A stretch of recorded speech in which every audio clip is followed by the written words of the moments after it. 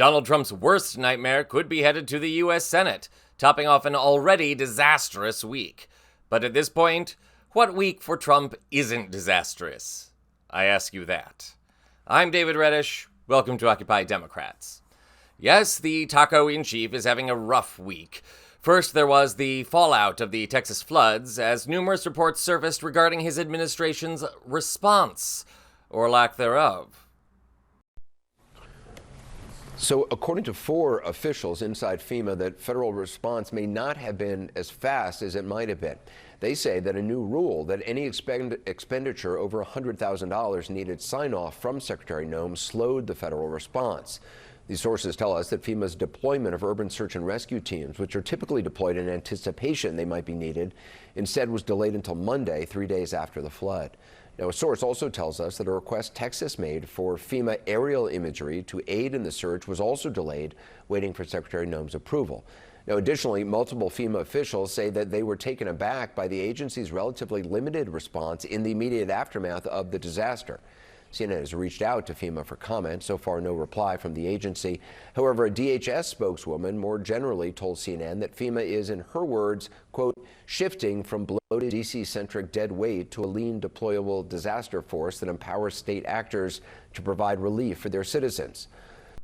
Then, of course, there's the little matter of the MAGA rebellion regarding the sudden turnabout on the Jeffrey Epstein case. After years of Trump and his deputies promoting conspiracy theories, Attorney General Pam Bondi released a memo that has the base in an uproar. Now to the breaking news overnight about the Jeffrey Epstein files and the conspiracy theories officially being rejected. Overnight, the FBI and Justice Department releasing 11 hours of footage they say helps confirm notorious financier Jeffrey Epstein died by suicide in his Manhattan jail cell in 2019, awaiting his sex trafficking trial. According to a memo detailing the findings, investigators found the video showed no one entering the area in the overnight hours before Epstein was found unresponsive.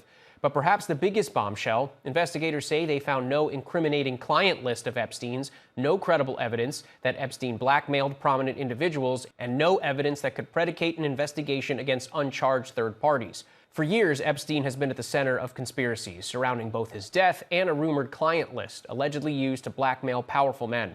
Attorney General Pam Bondi, back in February, was asked if the Justice Department intended to release a list of Jeffrey Epstein's clients, Bondi saying this. It's sitting on my desk right now to review. That's been a directive by President Trump. I'm reviewing that. So have you seen anything that you said, oh my gosh? Not yet. So what's all this have to do with the Senate? Getting there.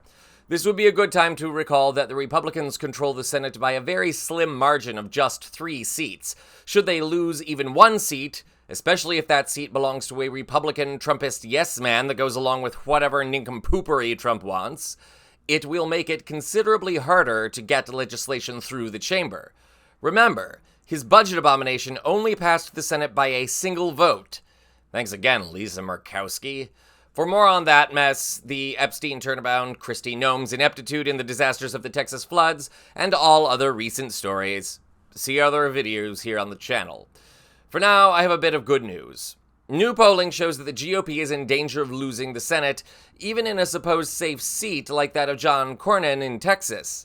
And guess who looks like she could beat him? A shocking poll shows Texas Democrat Congresswoman Jasmine Crockett is leading in the race for incumbent Republican John Cornyn's Senate seat.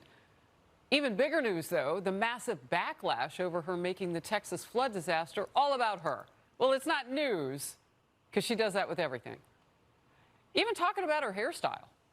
That's an odd mix of topics. That's right, world. The lioness of the House could be on her way to becoming the lioness of the Senate, which would be great. The most famous lion of the Senate, at least in the 21st century, was, of course, the late Senator Ted Kennedy, who knew how to give a barn-burner speech like few others, giving Crockett's iconic clapbacks, including the one that inspired this shirt. Well, take a look at that. Thank you again to all those who donated on my Ko-Fi link. Follow it in the description.